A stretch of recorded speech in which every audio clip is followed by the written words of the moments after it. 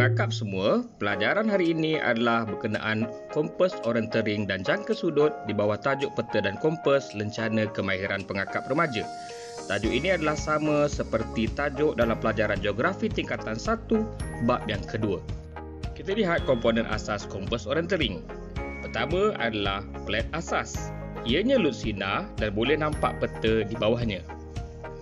Di sebelah tepi kompas terdapat pembaris yang boleh digunakan untuk mengukur jarak dalam peta topografi berpandukan kepada skala peta.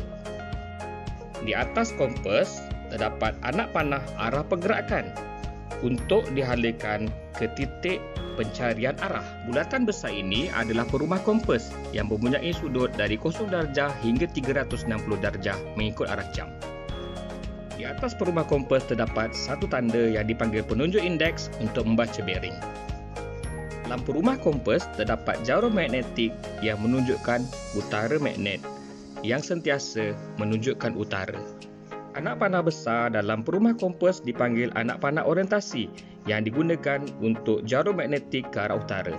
Terdapat juga garisan orientasi yang boleh digunakan untuk memastikan peta topografi menghala ke utara.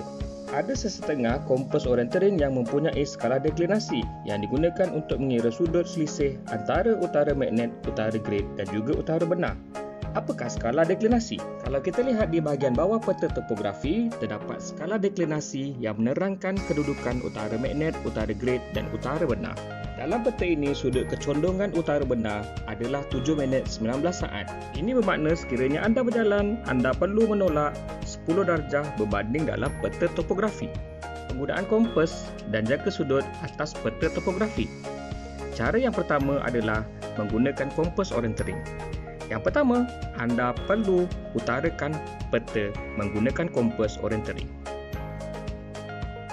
Yang kedua, rujuk kepada soalan. Andaikan soalan adalah cari bearing kampung rantau panjang daripada kampung Dusun Nanding. Langkah ketiga, anda perlu lukis satu garis lurus daripada kampung rantau panjang ke kampung Dusun Nanding, seperti dalam gambar rajah. Langkah yang keempat, gunakan kompas orientering untuk dapatkan bacaan bearing dengan meletakkan tapak kompas pada kampung Dusun Nanding. Langkah keenam, pusingkan plat asas menuju ke kampung rantau panjang.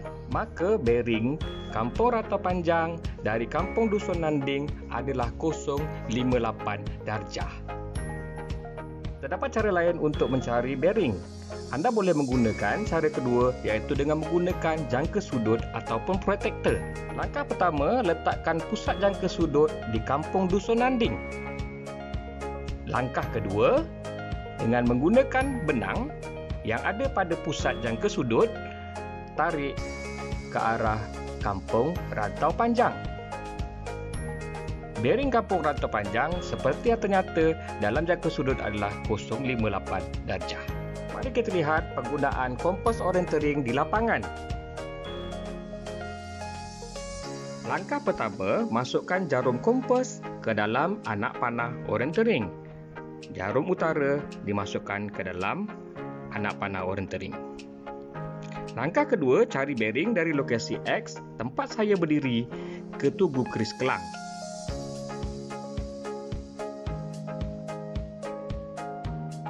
Langkah ketiga, pusingkan plat asas untuk menghalirkan anak panah pergerakan menuju ke titik pencarian bearing iaitu tugu keris kelang.